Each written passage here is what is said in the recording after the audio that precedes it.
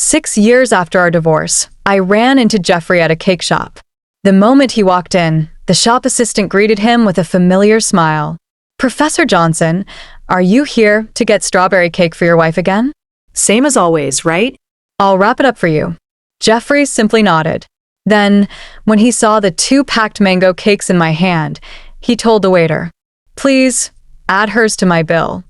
I politely refused as I took out my card to pay, but he was faster and swiped his card first. "This cake is almost $100 a piece. You used to save up for ages to buy one.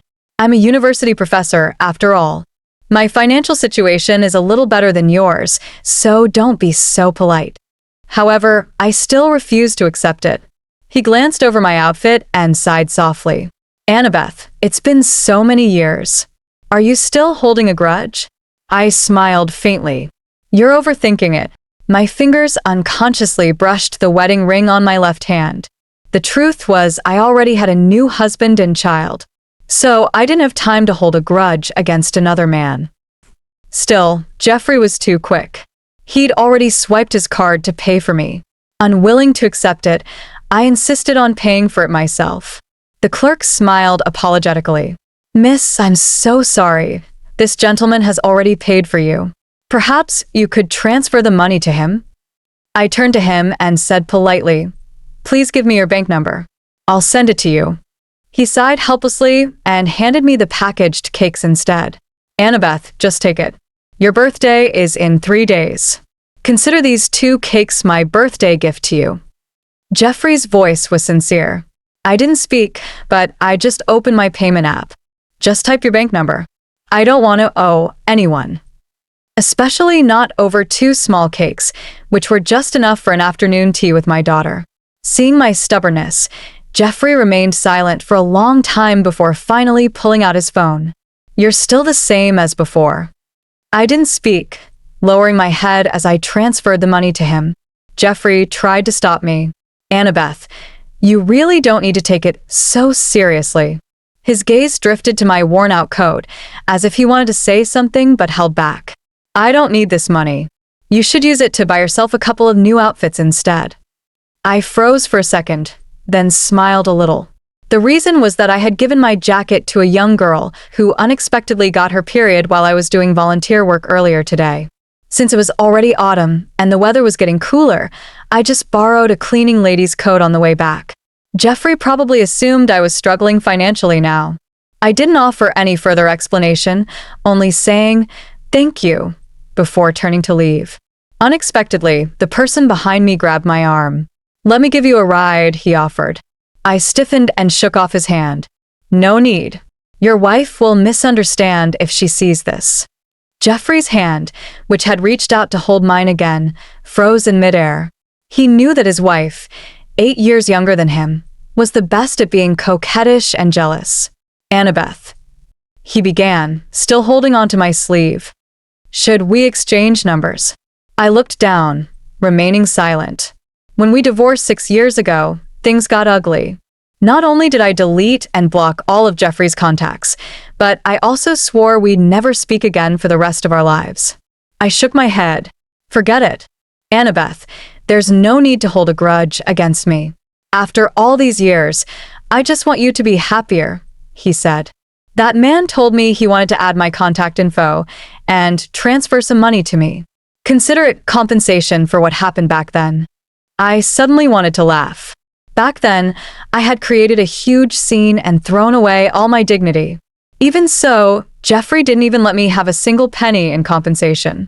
Now that I no longer need him, he suddenly came running up to me, offering to compensate me voluntarily. "Honey, I called you just now. Why didn't you answer me? Who were you talking to?" Just as I was momentarily stunned, a girl in a pink coat skipped over and excitedly hooked her arm through Jeffrey's. When she saw it was me, her smile froze for a second before quickly returning. "Annabeth, it's you. We haven't seen you in a long time. How about we get a meal together?" Before I could even react, Selena Walter affectionately grabbed my arm and spoke in a bubbly, loud voice. "Annabeth, we've been searching for you these past 6 years. We never heard from you. Even your former colleagues thought you'd gone abroad. Where did you go?" I quietly looked at the girl before me. She had changed so much that I almost didn't recognize her. The once poor student with frizzy hair, simple clothes, and eyes like a frightened fawn, after 6 years under Jeffrey's meticulous care, had blossomed into a dazzling red rose. I smiled aloofly yet with dignity. "I did go abroad." Selena's eyes widened in surprise. "Really? But Annabeth, I went to see you several times back then, and they all said you were going back to your hometown after the divorce."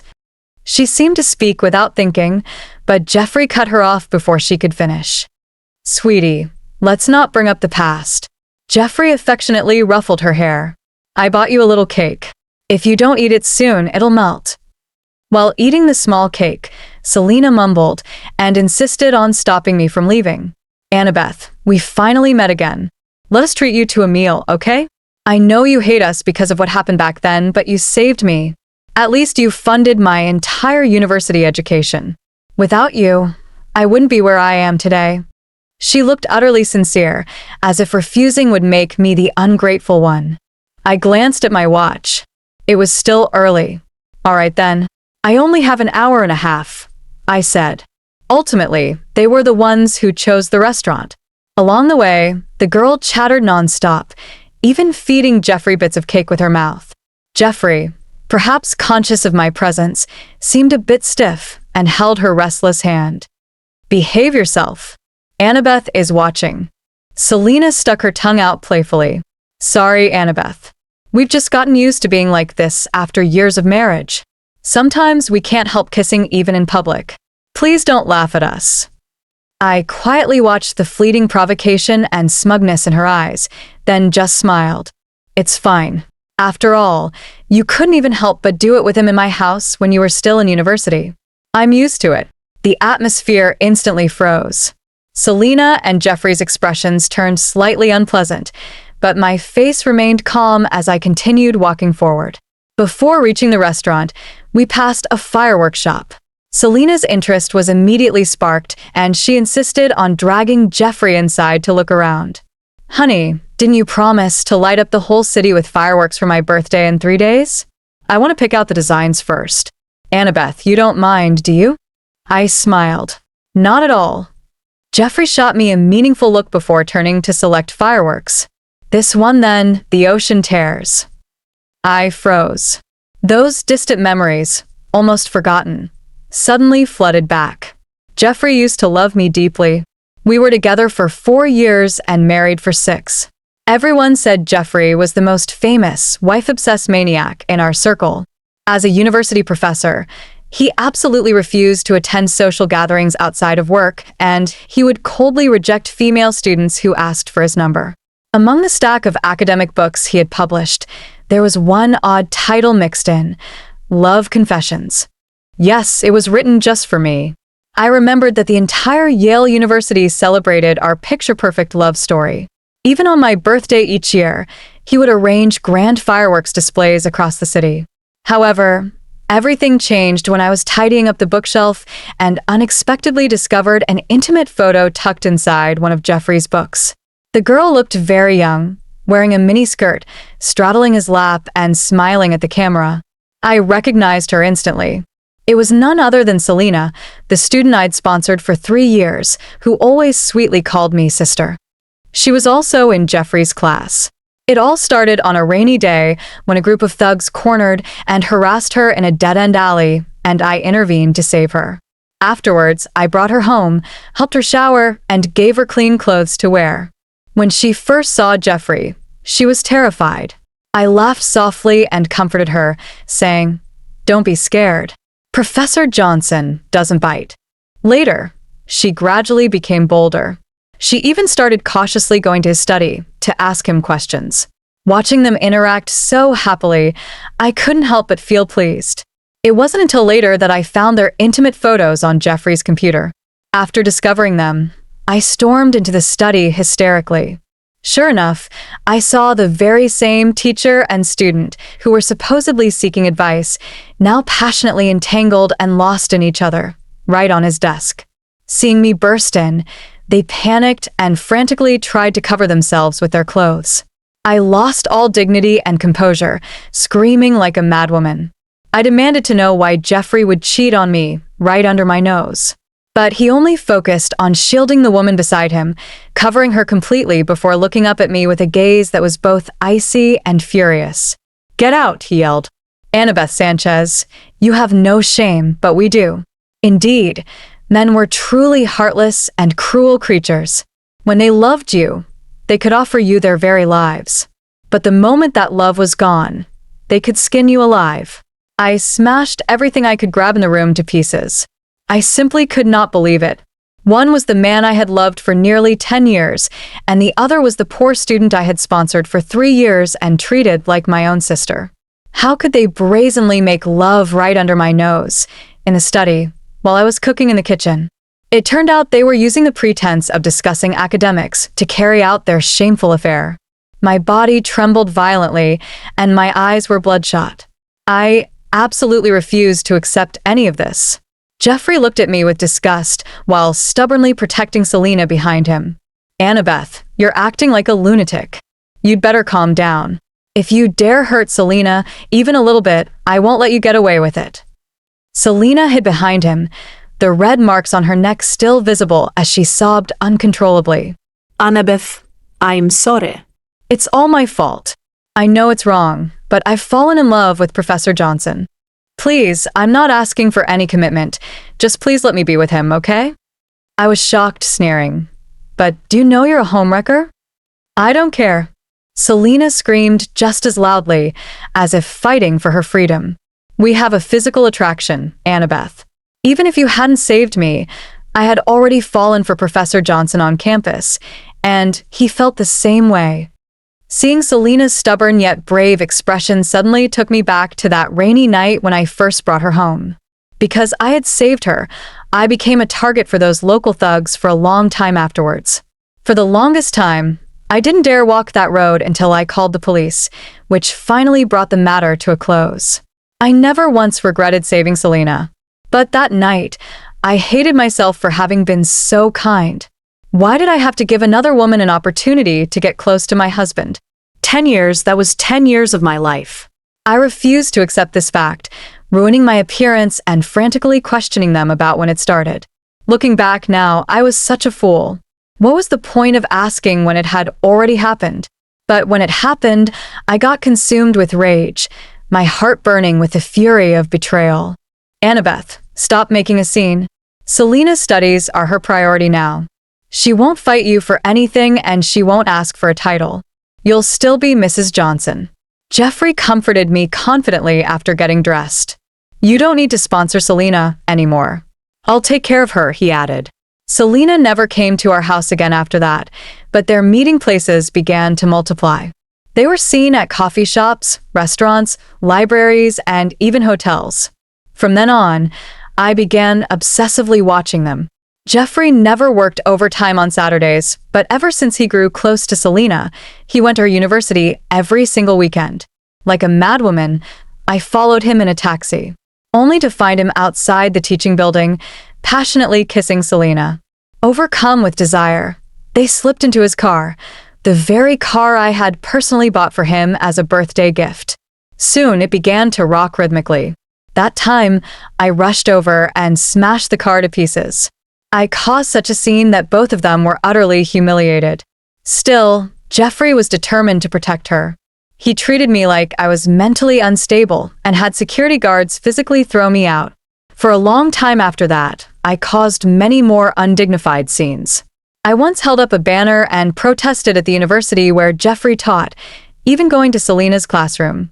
I wanted the whole world to know she was a homewrecker. She was the poor student I had supported. I had once treated her like my own sister, and now my hatred for her was as intense as my past affection.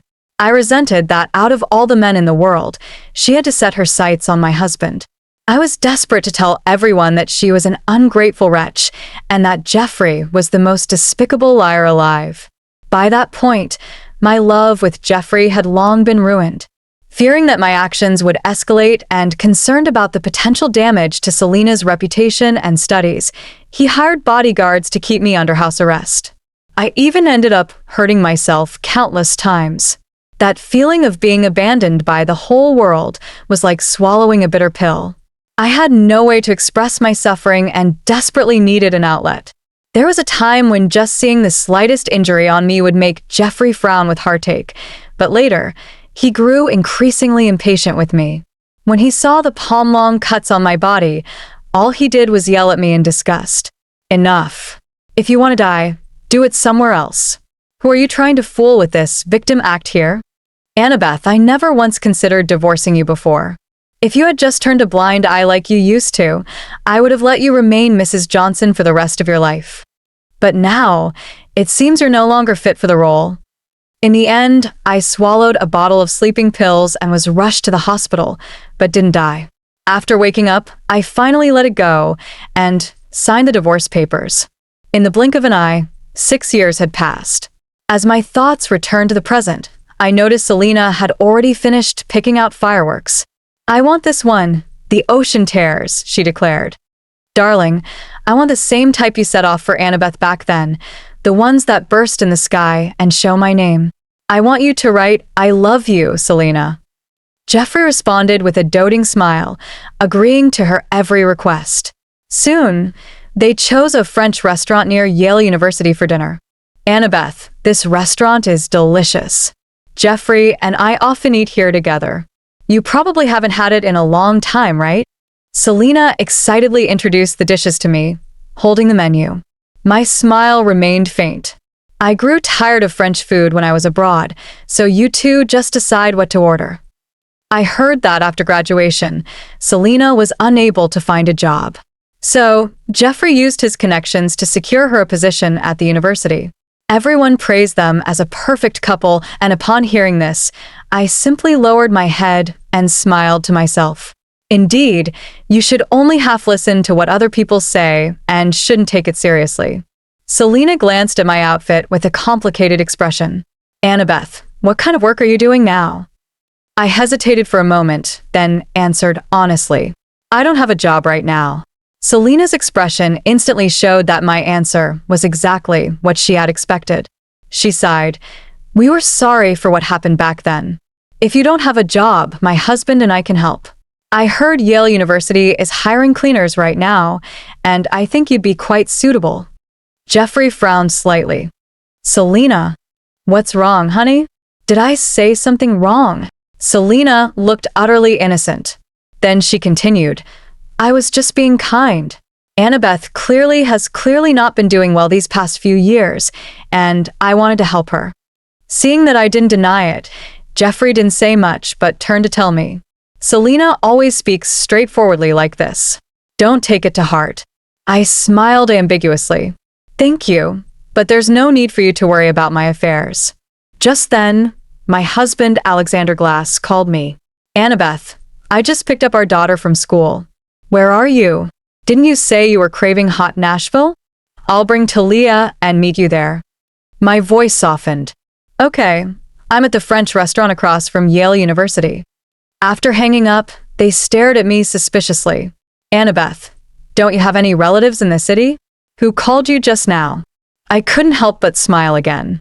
My husband. That couple instantly froze.